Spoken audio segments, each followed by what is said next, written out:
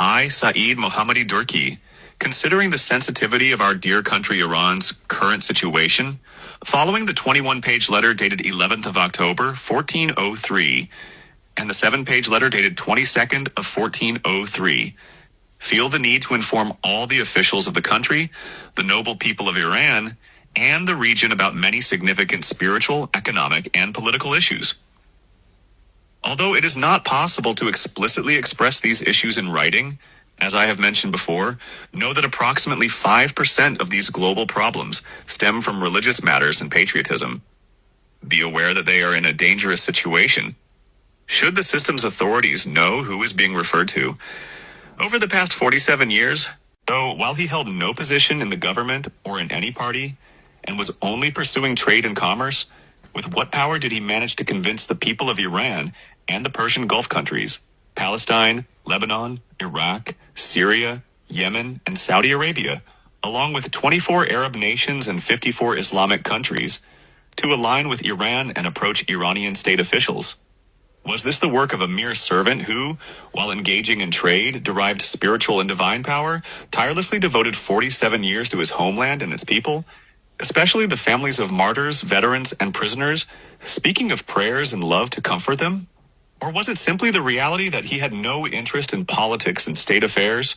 The esteemed rulers of Iran, from the country's supreme leader to its dehdars, local governors, and the employees of political, spiritual, and security institutions, those responsible for the nation, how can they not reveal the truth when 99% of it remains hidden, and only 1% is known according to their perspective?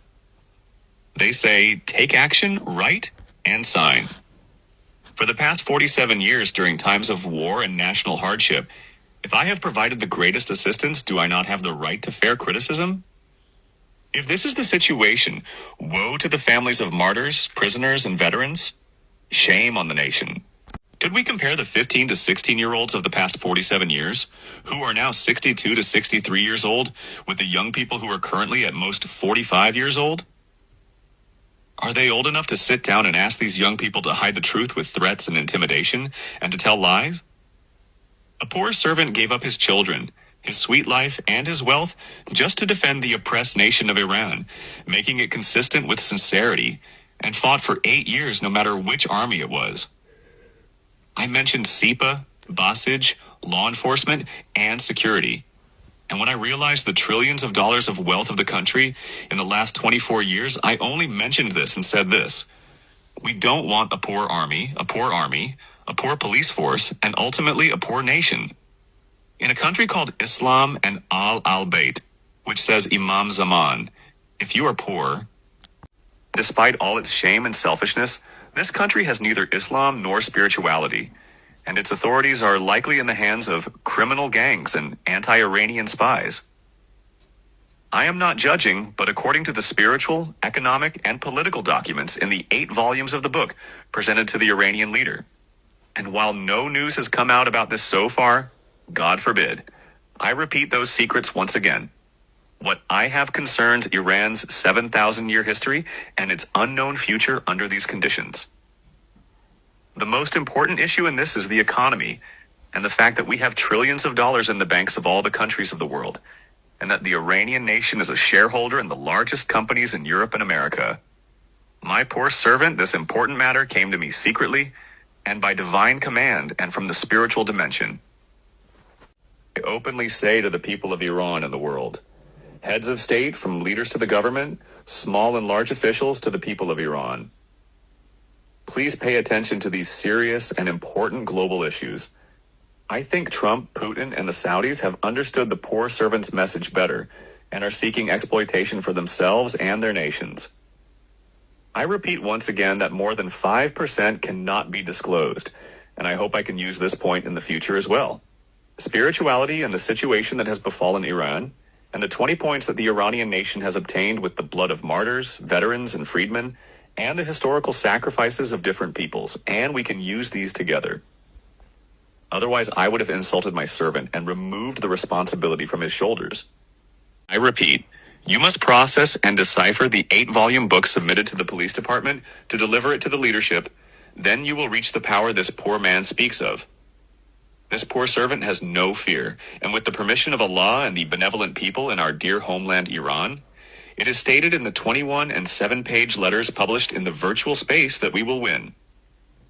The documents of all the statements of Saeed Mohammadi Durki can be found with a simple search on Google, and of course all friends know that Google deletes fake and counterfeit documents, and if the documents I provided were untrue, they would definitely be deleted.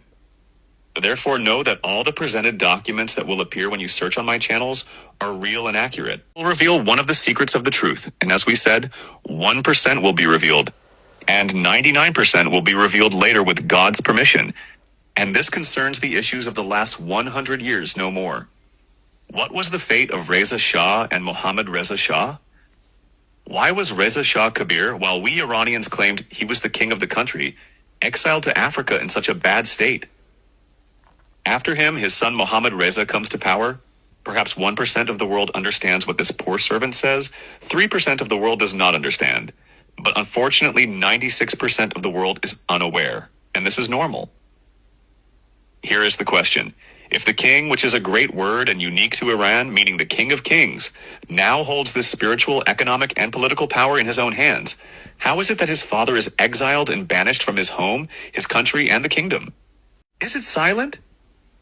Let's move past this and get to the king himself. How can they force someone who was an ally of America and Western powers, who claimed to have good relations with Iran, and claimed to be one with them, to leave this country? Unfortunately, no country allows his plane to enter. And if even Egypt, whose king's daughter was not the Egyptian king's wife's daughter, and did not meet with the Egyptian king and Western powers, does not take him in, what does this mean? Let's move past this. In the 1957 revolution, Imam Khomeini will enter the country. We can summarize these as 1%, and 99% will remain secret until the time comes. We are standing, but what if the holy path goes through Karbala? Imam Khomeini is drinking poison and the war is ending. But then does America destroy Iraq? Why and who can reveal these secrets besides the same 1% of the world? Let's look today at the current leader of the Iranian system, with all the claims that we have had so many enemies since the first day of the revolution, and that it is neither East nor West. How much can it resist against these Eastern and Western enemies who are chanting slogans? One must take refuge in Allah, for he can only save this country with his spiritual and supernatural power. Otherwise, what is the difference from the conditions of the last 100 years, where both the West and its allies brought war and misery to Arab countries, and the Eastern Bloc did the same to its allies, leaving countries like Iraq, Egypt, Syria, Yemen, Libya, and the Eastern Bloc alone? Anyone among them? The most current issue regarding Ukraine and the presidency is how America and Trump have belittled them, and how they have handed Ukraine over to the Eastern Bloc in the East and West divisions. Now we need to ask the Iranian regime and the country's leaders which group Iran belongs to. If it is not dependent, it must possess an infinite and supernatural power to withstand all this pressure, in its own words. Let's point out a truth that can be understood both specifically and generally. Today, Palestine, Lebanon, Syria, Iraq, and Yemen have been lost by the Arab administrations and have fallen into the hands of the powers we call oppressors, and repairing the devastation will take even 50 years. Who in the world can answer these questions? The poor servant, I say this, one of secret and unknown, like Halaj, who hanged himself for telling the truth in the Persian example. Otherwise, unfortunately, the world lives in the empire of the game of politics, or rather lies. I pray to God to protect our country from disasters and for all the people of the world. In conclusion, let's see whether the humiliation of Zelensky is greater, or the humiliation of Reza Shah, or Mohammad Reza Shah, or Imam Khomeini. Let's put these together and learn. Today is a very dangerous and historic day for Iran.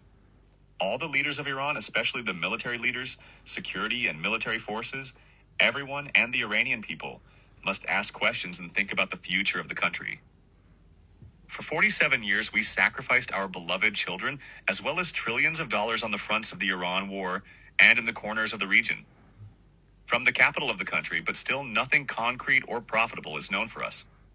This much I know. I hope that 1% and 3% of Iran will think, and with God's permission, 96% will awaken. I hope I have been able to convey the message.